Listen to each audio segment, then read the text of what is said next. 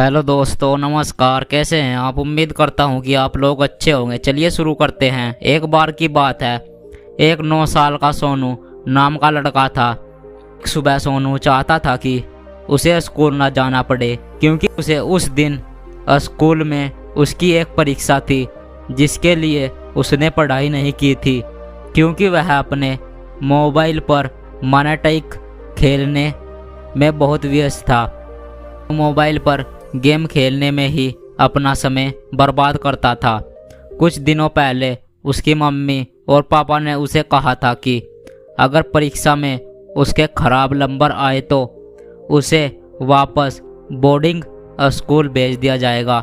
सोनू को boarding school पसंद नहीं था, क्योंकि पिछले बार जब वह वहां गया था तो दूसरे लड़कों ने उसे झील में कूदने की कोशिश की थी। टीचर ने उसे पकड़ लिया और सोनू बहुत मुश्किल से बच पाया।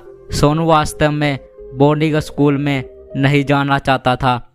आज जब स्कूल जाने का समय हुआ तो सोनू ने पर ही रहने की गुहार लगाई, लेकिन उसकी मां ने कहा नहीं और उसकी मां ने उसे स्कूल छोड़ दिया और उसे एक नई पेंसिल दी। उस टेस्ट के लिए शुभकामना दी।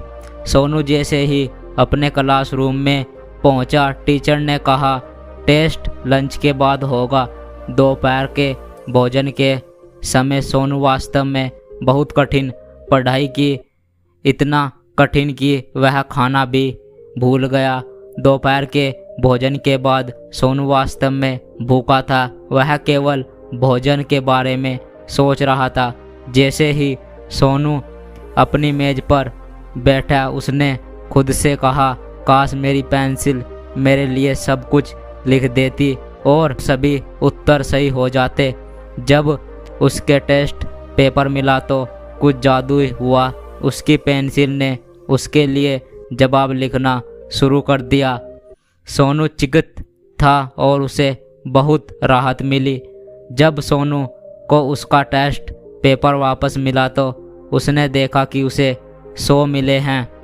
उसने हर परीक्षा के लिए अपनी जादुई पेन का इस्तेमाल करना शुरू कर दिया।